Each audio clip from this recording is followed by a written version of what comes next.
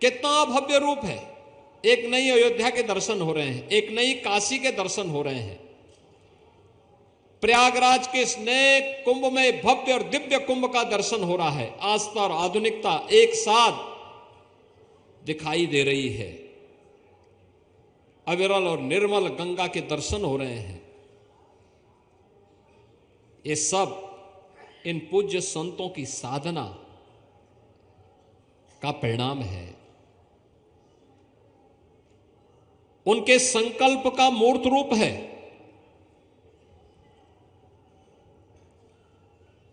और उसे मूर्त रूप देने के लिए ही हमारी ऋषि परंपरा ने इस प्रकार के आयोजन, इस समागम हो कुंभ के देश के 4 स्थानों पर,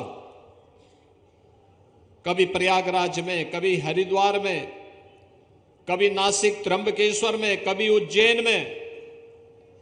और इन आयोजनों के माध्यम से हम सनातन धर्म को, इस देश को एक नई दिशा दे सकें।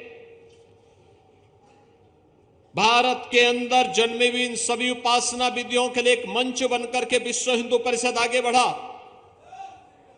चाहे वह सनातन धर्म की परंपरा से, वैदिक परंपरा से जुड़े हुए संतों की परंपरा हो, या फिर बौद्ध परंपरा से जुड़े हुए हमारे बनते और उनसे जुड़े हुए पूज्य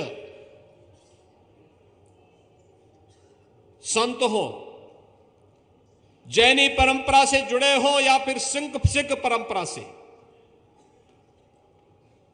उन सबको एक मंच मिल रहा है। वाल्मीकि समुदाय से जुड़े हुए हो या फिर रैदासी परंपरा से जुड़े हुए संत हो या फिर कबीर पंथ की परंपरा से जुड़े हुए, उनका एक मंच बना विश्व हिंदू परिषद। और उस मंच के माध्यम से जब एक साथ होंकार आगे बढ़ी, तो देखते ही देखते 500 वर्षों का इंतजार हुआ। अयोध्या में से राम जन्म, भगवान राम का भव्य मंदिर का निर्माण का कार्य भी आगे बढ़ा।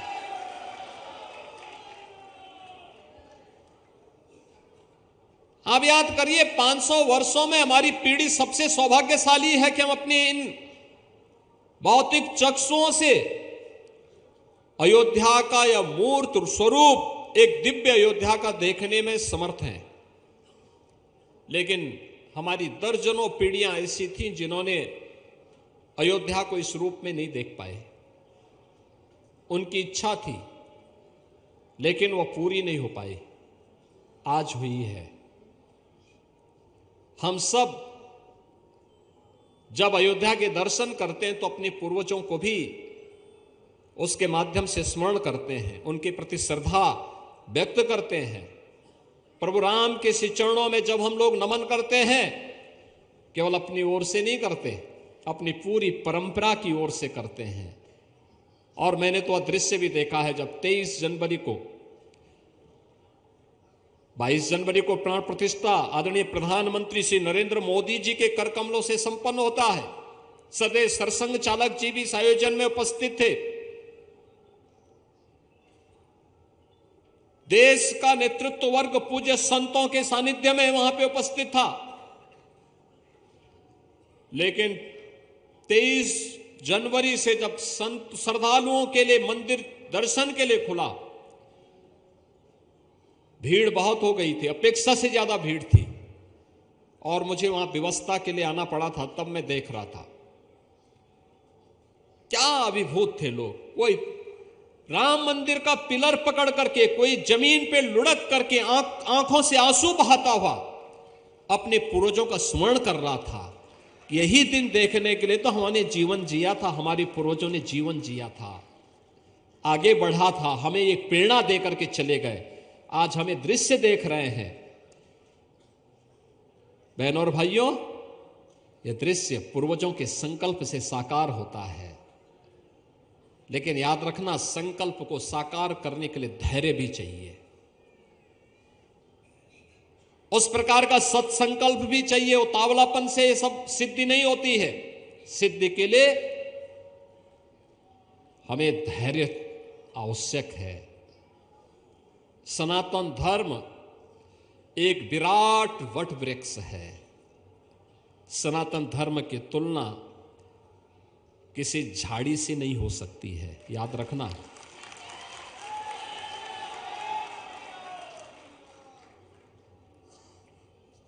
बहुत संकीर्ण मानसिकता से हम लोग सनातन धर्म की चर्चा करते समय कभी भी कोई ये बात न कहे। याद रखना, सिख गुरुओं ने भी इस बात को कहा था। गुरु गोविंद सिंह जी महाराज ने कहा था, सकल जगत में खालसा पंथ गाजे, जगे धर्म हिंदू सकल भंड भाजे। गुरु गोविंद सिंह जी महाराज ने इसी धर्म के लिए अपने आप को बलिदान किया था। अपने 4 पुत्रों को इस सनातन धर्म के लिए बलिदान किया था।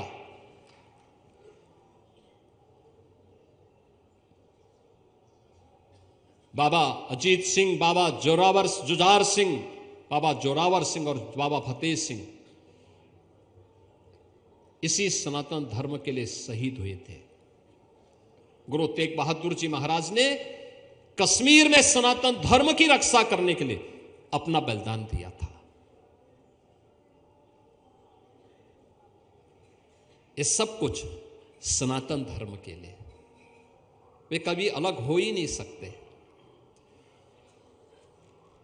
जोड़ने की ताकत होनी चाहिए हम में, और ये संदेश कुंभ के माध्यम से जाना चाहिए।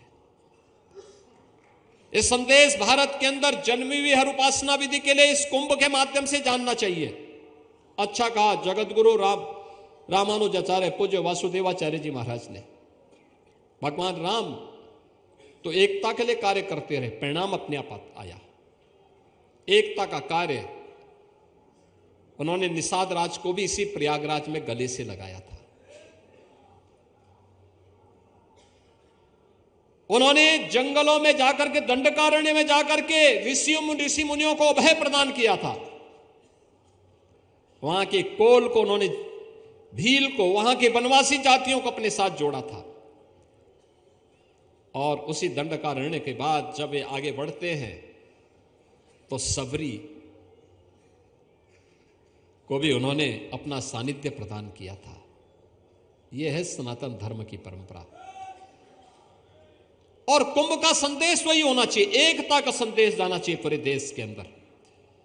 याद रखना, लाखों की संख्या में पूज्य संत जन इस समय इस महाकुंभ नगर में हैं, लाखों की संख्या में, और हर एक मुंह से संदेश एकता का होना चाहिए। सनातन धर्म की एकता के माध्यम से एक ही संदेश होना चाहिए कि महाकुंभ का एक ही संदेश, एकता से अखंड रहेगा यह देश।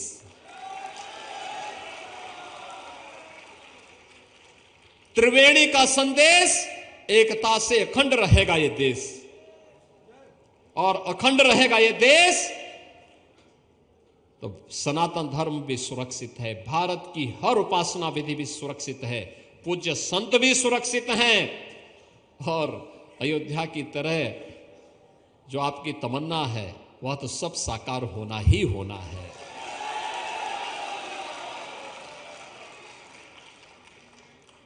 याद रखना, ये सदी भारत की सदी है, और जब भारत की सदी है तो समग्रता की होनी चाहिए, समग्रता की। भारत आर्थिक उन्नति के नित्य नए प्रतिमान को स्थापित कर रहा है, क्योंकि प्रधानमंत्री मोदी जी के नेतृत्व में उस प्रकार की योजनाएं बनाई गई हैं। भारत विकास के बड़े बड़े कार्यों को आगे बढ़ा रहा है, इंफ्रास्ट्रक्चर के, highway, expressway, railway, rapid rail, metro, world class institution और यूनिवर्सिटीज बन रही हैं, आईआईटी, आईएम, एम्स, अच्छे विश्वविद्यालय बन रहे हैं, वेलफेयर की स्कीम बन रही है, गरीब के लिए मुफ्त में भोजन की व्यवस्था हो रही है। याद करिए, 4 करोड़ गरीबों के मकान बन गए हैं, 12 करोड़ गरीबों के लिए शौचालय बन गए हैं, 12 करोड़ किसानों को प्रधानमंत्री किसान सम्मान निधि का लाभ प्राप्त हो रहा है, 10 करोड़ गरीबों के घर में एलपीजी के कनेक्शन मुफ्त में पहुंच गए हैं, 80 करोड़ लोग फ्री में राशन की सुविधा का लाभ प्राप्त कर रहे हैं। यही तो है राम राज्य,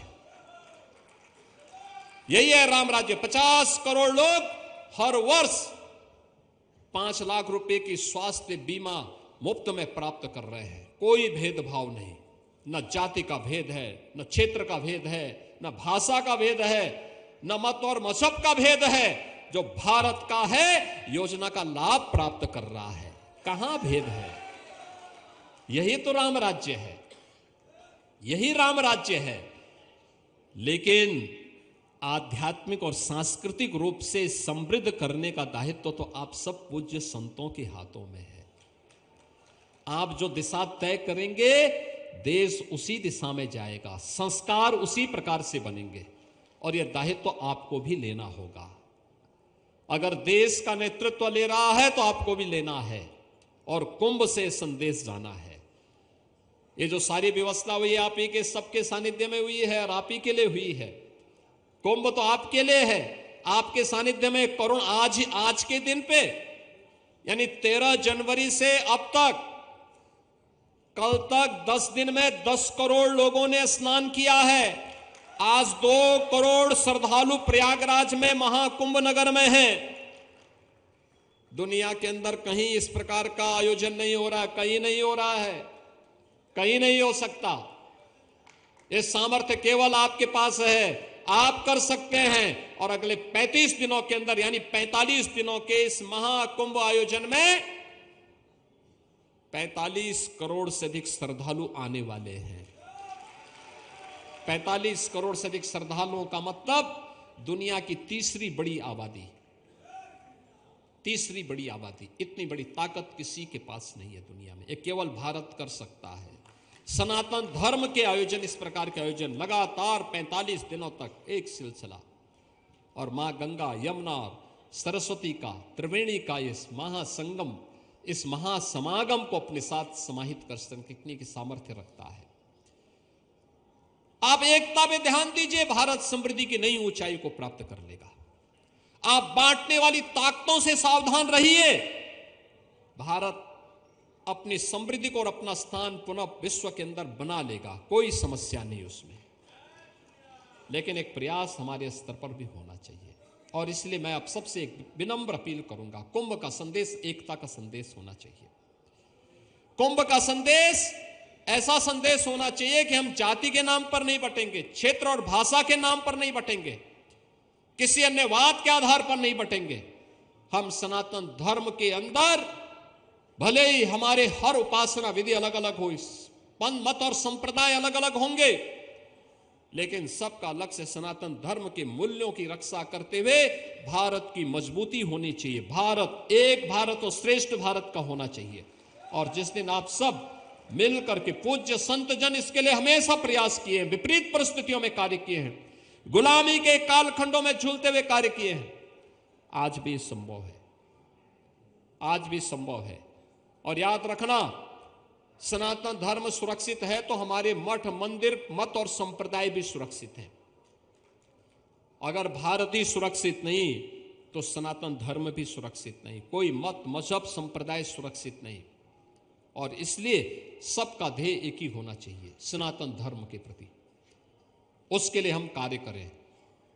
और अपील मेरी होगी, सनातन धर्म को किसी संकीर्ण दायरे में कैद मत होने दीजिए, मत होने दीजिए। उसकी तुलना छोटे छोटे उन बोर्ड और उससे मत करिए। ये बहुत विराट स्वरूप है जी, सनातन धर्म का बहुत विराट स्वरूप है।